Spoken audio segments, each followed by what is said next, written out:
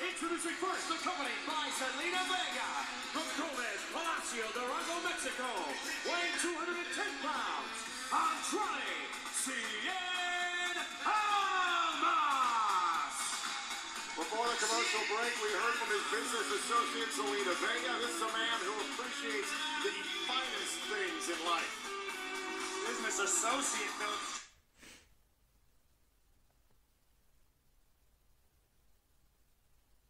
Je reste bouche bée. Vraiment, je reste bouche bée.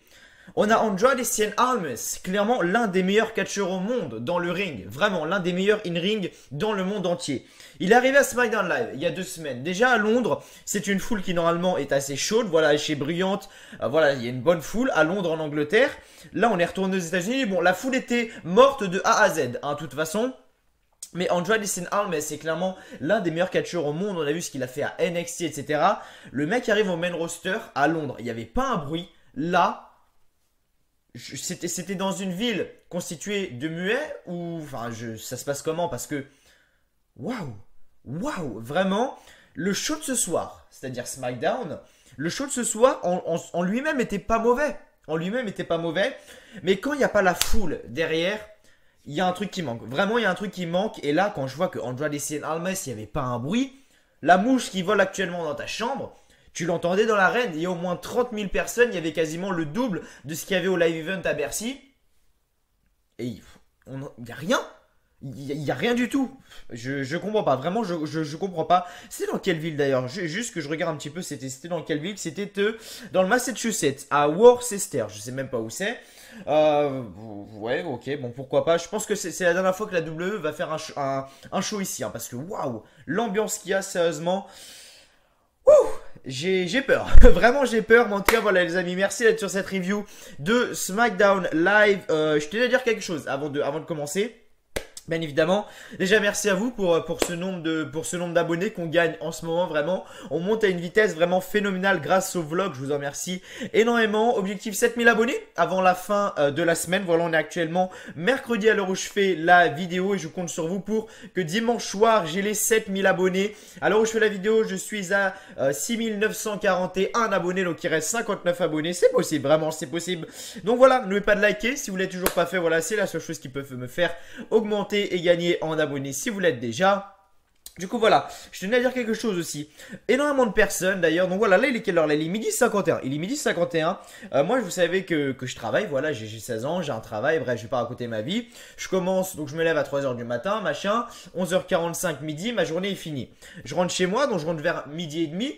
Et je reçois un message sur Twitter en disant que voilà, j'ai rien contre la personne qui m'a dit ça. Vraiment, j'ai rien contre la personne qui m'a dit ça. Je vais donner mon point de vue parce que c'était vraiment pas mon but. Il faut savoir qu'hier dans ma review de Raw, j'avais dit que, en gros, voilà, on m'avait distribué des pancartes au live event avec marqué We Want Pucho pour défendre le catch français. Et énormément de personnes, pardon, l'ont très mal pris. Vraiment, l'ont très mal pris. En gros, comme quoi je dénigrais le catch français, comme quoi je n'avais aucun respect, etc. pour les personnes qui ont fait ces affiches, etc. Alors voilà, déjà premièrement, c'était pas mon but de dénigrer le catch français, vraiment sachez-le, c'était pas du tout mon but de dénigrer le catch français. Deuxièmement, le catch français, ça ne m'intéresse pas, voilà, je l'ai clairement dit à la personne, c'était une dame qui l'avait. Il y avait même Mathieu de la chaîne Attitude Catch, allez lui demander, elle m'a fait du forcing, la meuf, elle m'a fait du forcing. En gros voilà, ce qui s'est passé, je vais vous expliquer dans le contexte, j'étais en train d'attendre pour aller voir le show tout simplement. Il y a une dame qui vient voir avec des pancartes avec marqué We Want Pucho, comme j'ai dit hier.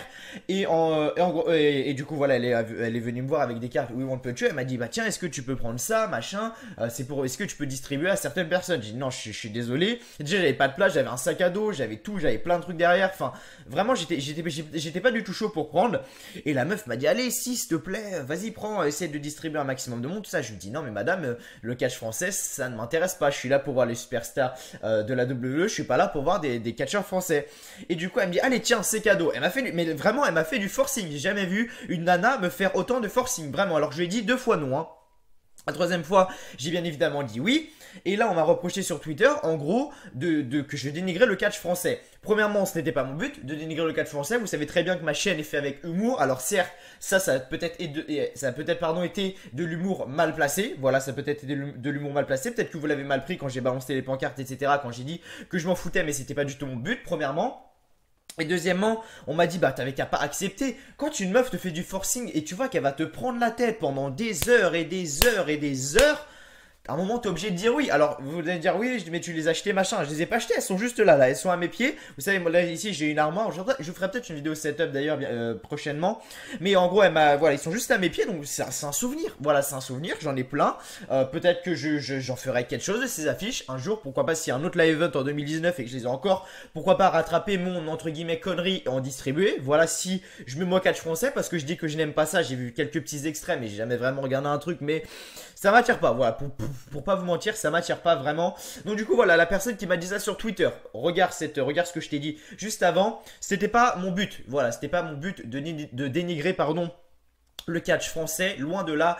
Vous savez bien que ma chaîne est faite avec humour. Voilà, vous savez bien que ma chaîne est faite avec humour. Donc voilà, certes, j'ai peut-être dit une chose qui était clairement mal placée, mais voilà, vraiment, en gros, voilà, j'ai tout résumé, en gros, mais voilà, en tout cas, pour vous dire que ce n'était vraiment pas mon but de dénigrer le catch français ou quoi. C'est juste que voilà, je n'aime pas ça. J'ai regardé vite fait, ça ne m'attire pas, donc je vois pas pourquoi je ferais un effort sur quelque chose que je n'aime pas. C'est comme si demain, par exemple, on te forçait à regarder un sport que t'aimes pas, par exemple du hockey sur glace. J'en sais rien.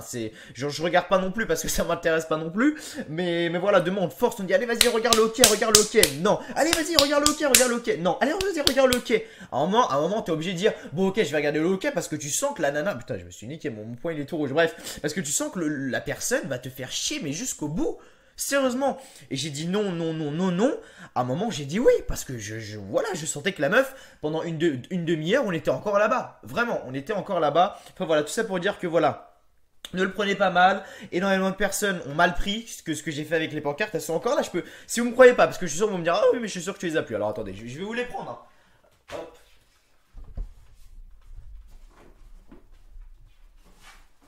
Hop là, voilà, j'ai tout pris.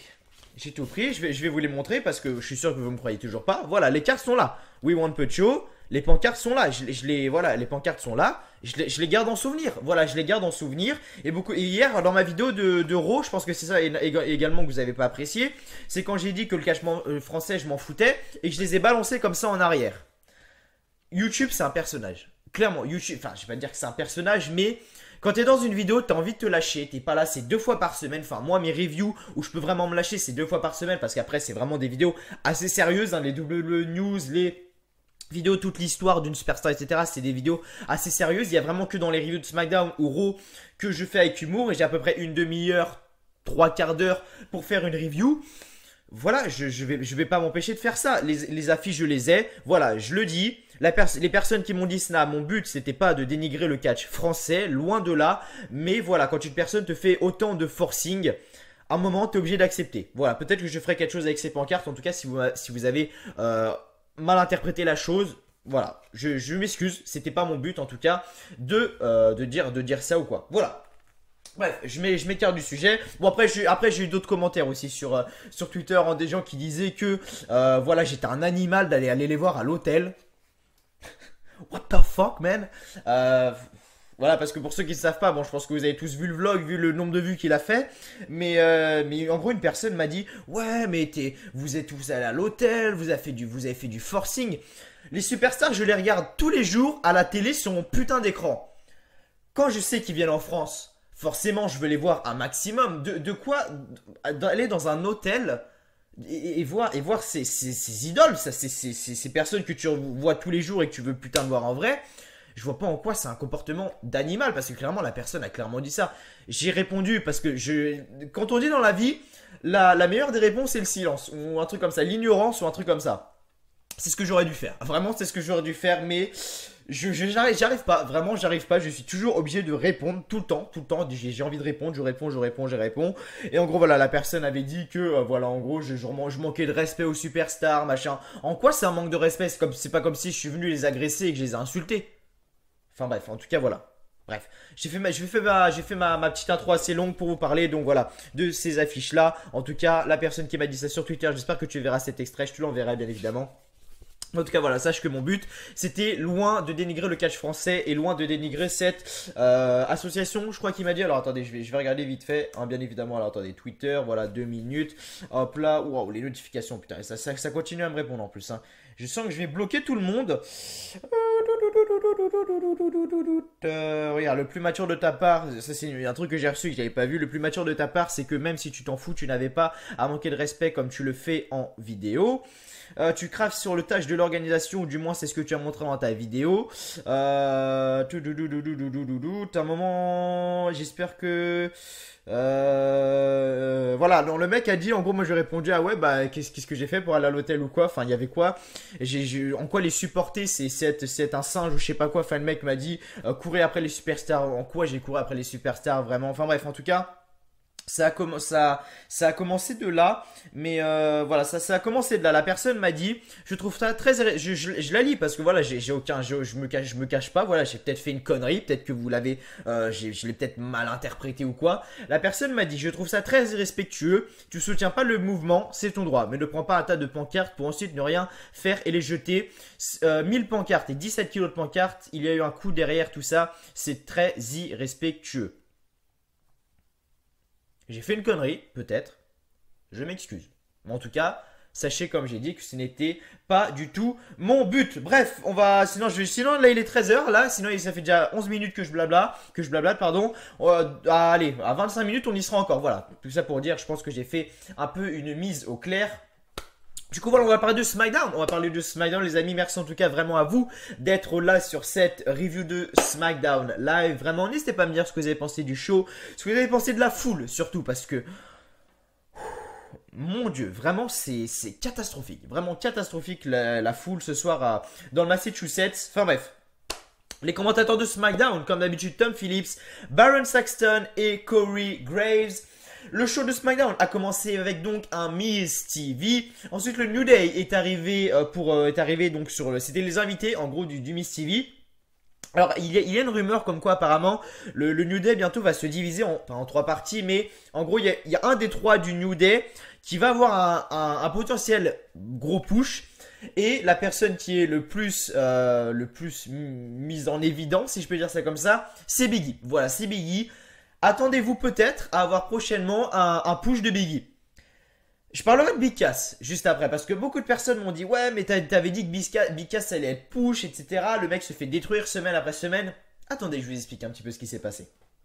Donc voilà, ça nous a donné lieu à un match donc entre The Miz et Big E. Bizarrement, le Miz a gagné quand même avec son Skull Crushing Finale car à la fin, deux Bars sont intervenus donc avec Xavier Woods et Kofi Kingston autour du ring. Ce qui s'est passé, c'est qu'à la fin, donc deux Bars, donc Cesaro et Sheamus sont arrivés, ils ont commencé à s'attaquer avec le New Day, etc. Big E était retourné, le Miz la prépare derrière, Skull Crushing Finale, 1, 2 et 3. Donc la victoire de The Miz. Je suis content de ce qu'ils font avec le Miz, vraiment. Est-ce qu'il sera vainqueur du Money in the Bank là, le match masculin? On verra bien. Vraiment, on verra bien. Donc ensuite, les commentateurs nous annoncent que suite à l'attaque de Daniel Bryan sur Big Cass mardi dernier, Big Cass est blessé et ne pourra pas combattre ce soir. Page a donc décidé que Bryan va affronter Jeff Hardy pour les qualifications de Money in the Bank. Alors, laissez-moi un peu clarifier les choses. Il y a 2 semaines, dans ma review de Backlash à peu près, j'avais dit que voilà, Big Cass était potentiellement bien avancé pour avoir un push. Bien avancé pour avoir un push. C'est ce qui se passe, c'est ce que je pensais et c'est ce que la WWE avait prévu. Mais il s'est passé 2 choses. Une chose surtout. C'est que Big Cass a... Comment je pourrais expliquer ça? A pris les foudres de les officiels. Je sais pas si je peux dire ça comme ça, mais en gros, le mec s'est attiré les foudres de les officiels. Voilà, c'est comme ça qu'on dit. Il faut savoir qu'il y a 2 semaines. Donc il y a à peu près 2 semaines. Je sais plus c'est dans quel SmackDown. Je crois que c'était pas dans celui d'avant, mais c'est dans celui d'avant. Donc il y a 2 semaines. On avait ramené donc un putain de nain dans le ring qui ressemblait donc à Daniel Bryan. Et les officiels lui avaient dit, bah voilà, ce que tu fais une promo et après tu mets juste un big boot sur le nain. Big Cass a contesté et donc a dit aux officiels, donc juste avant le show, a dit, est-ce que je peux donner des coups de poing? Les officiels ont refusé. Big Cass il a dit, ok, je vais aller voir Vince McMahon. Il est donc allé voir Vince McMahon, il lui a dit, est-ce que voilà, je peux faire le big boot et après faire des coups de poing au nain? Vince McMahon lui a également dit non. Big Cass en a fait qu'à sa tête. Il a fait un Bigfoot il a fait des coups de poing. Et je pense que tout ça, ce qui donne lieu à ses acharnements sur sa défaite à Backlash, son enterrement de la semaine dernière du côté de Londres avec Daniel Bryan, etc. Je pense que c'est dû à une punition. Je pense que la blessure pour Big Cass est fausse. Je pense que c'est, voilà, pour le dire, voilà, Big Cass, c'est une punition. T'as voulu faire le mec, on va te blesser. Ciao, ciao la famille, pendant 3 mois, on ne te voit plus. Voilà, ça t'apprendra à enfreindre les règles. Je pense que c'est ça. Je pense clairement que c'est ça. Et je pense que c'est ce qui va se passer. Mais en tout cas, voilà. Je pense que c'est ça qui va se passer. Mais voilà, en tout cas, Big Cass est officiellement blessé. En coulisses, donc, on a Dasha Fuentes qui demande ce que la deuxième chance représente pour Daniel Bryan. Donc, Daniel Bryan dit que ça représente beaucoup. Maintenant, chaque combat sera comme son dernier. La semaine dernière, il a montré ce qu'il peut faire à Big Cass. Ce que je viens d'en parler. Maintenant ce soir, c'est fou de voir Jeff Hardy contre Daniel Bryan en 2018. Il aime le challenge et ce soir, il va faire taper une légende. Ensuite, de retour. Alors ça également, j'ai pas compris. Vraiment, j'ai pas compris. On a eu un match Lana contre Billie Kay. Une des Iconics. Iconics duo, appelez ça comme vous voulez. Peyton Royce et Billie Kay. On a Lana qui n'a pas catché depuis 7 mois, au moins ça fait déjà ça fait longtemps qu'elle n'a pas catché Lana. Oh, c'était quand la dernière fois que je l'ai vue? C'était un SmackDown, je me souviens, et c'est quand elle avait affronté Charlotte. Dans un ring, je parle. Hein. Là, tu l'as fait affronter Billie Kay, qui est donc avec Peyton Royce. Les deux meufs, donc Billie Kay et Peyton Royce, étaient donc quasiment l'une des meilleures équipes des femmes à NXT. Tu fais le premier match de Billie Kay. Déjà, tu le fais contre Lana. C'est limite un manque de respect, premièrement. Deuxièmement, tu l'as fait perdre. Tu fais perdre Billie Kay contre Lana. Ok, je comprends pas. Mais on a eu un petit speech d'Aiden English assez stylé au début. Vraiment, Aiden English est juste excellent au micro. On va l'écouter parce que vraiment, Aiden English, c'est le meilleur. Vraiment, Aiden English est le meilleur au niveau des promos. Il est exceptionnel, ce mec. Vraiment. Je le kiffe, Aiden English. Hello, mesdames, messieurs, I'm the Shakespeare song. Aiden English to make sure that you all On n'entend rien dans la salle. Il y a zéro bruit. Zéro bruit. of the Rusev Day fam. She's winning money in the bank, and she's doing it with glam. And Worcester, you already know before this day is done that Lana is the best. Lana number one. Lana is the Best Lana number one.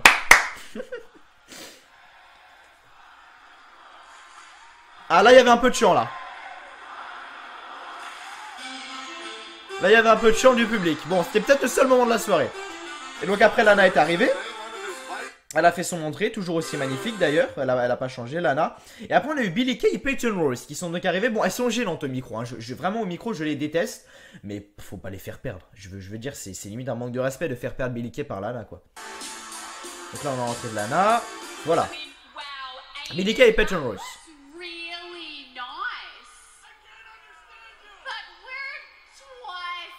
Juste leur voix déjà ça me fait stresser, vraiment ça me... Ouh.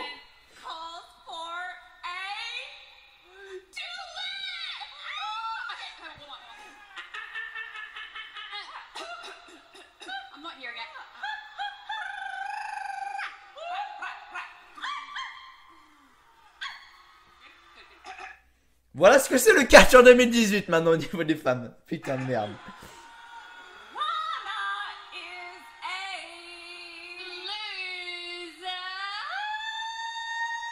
Alors on fait une petite chanson pour Lana d'ailleurs.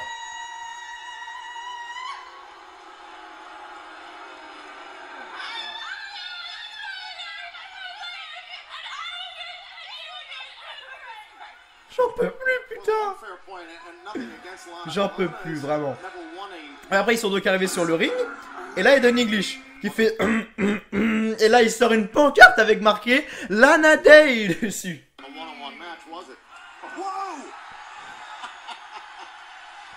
Excellent.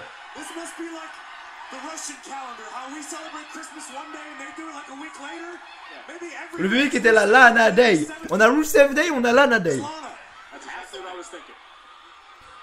Bon après on a eu Aiden English qui s'est pris une moche claque par Peyton Royce. Hein.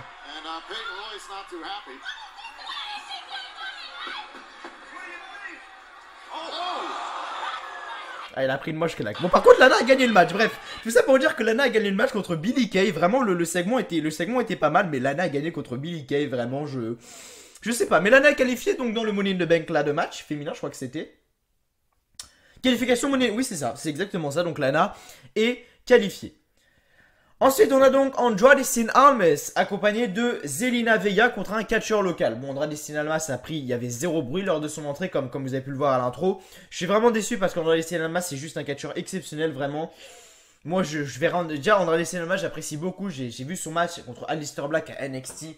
Juste en penser, vraiment, waouh, j'ai des étoiles dans les yeux, vraiment. Bon, il a catché contre un catcheur local. Rem spécial, bon, Andrade Cien Almas a gagné, donc, et voilà. Andrade Cien Almas a gagné. À voir quand il va affronter une vraie superstar prochainement du côté de SmackDown Live. Ensuite, on a eu un segment avec Carmella, donc en coulisses avec. Donc Carmella était avec un masque de Asuka. Et donc Dasha Fuentes lui demande ses commentaires sur la présence de Asuka pendant sa fête mardi dernier lors de Money in the Bank. Donc on va écouter ça tout de suite.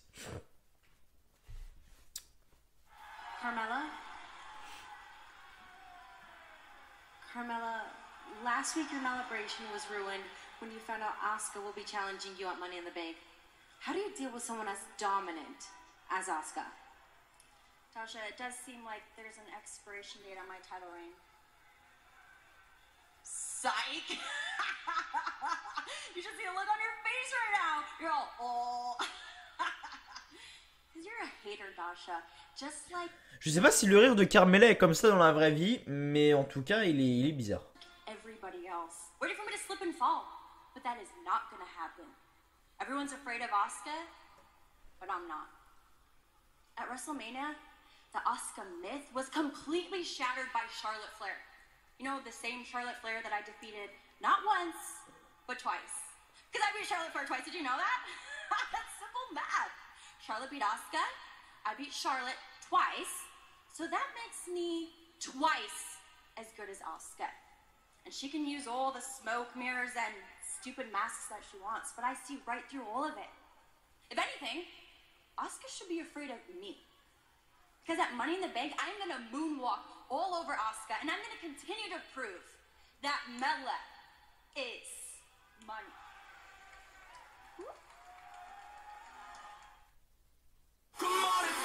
Donc, en gros, pour résumer, donc on a écouté la petite promo ensemble. Pour résumer, Carmella en gros dit voilà, donc Dasha Fuentes lui demande ce qui s'est passé avec Asuka machin. Et Carmella lui dit bon, on va pas se mentir, j'ai gagné 2 fois contre Charlotte. I beat Charlotte Flair twice. Charlotte a battu Asuka, j'ai battu Charlotte 2 fois, donc je suis meilleur que Asuka. En gros, la promo était basée sur ça. Je sais vraiment pas qui va gagner à Money in the Bank, vraiment. Aucune idée. Là, vraiment, c'est... Normalement, ça devrait être incomparable parce qu'on a Asuka, l'une des meilleures women's de l'histoire du catch dans le monde entier. Et on a Carmella, qui a un ring très très bof, mais qui est championne de SmackDown Live. Bon. Après, on a eu donc Renee Young qui était sur le ring avec AJ Styles et Shinsuke Nakamura pour la stipulation de Money in the Bank. Ils ont fait également une petite promo. Bon, on va pas l'écouter, hein, bien évidemment, mais tout ça pour vous dire que c'est parti en couille juste après. Bon, on va écouter un petit peu la petite promo, hein, mais voilà, tout ça pour vous dire que c'est parti en couille juste après quand même. C'est clairement parti en couille entre les deux. Après la promo. Why don't you tell us what the stipulation is? Donc AJ Styles, là, comme vous avez entendu, il lui demande la stipulation que Nakamura veut. The stipulation at Money in the Bank will be a pillow fight. Alors, si j'ai bien compris, parce que j'ai pas, je comprends un peu l'anglais, mais j'ai pas compris, j'ai pas compris en fait j'ai pas compris ce qu'a dit Nakamura en fait. Nakamura dit que la stipulation sera un pillow fight, combat d'oreiller.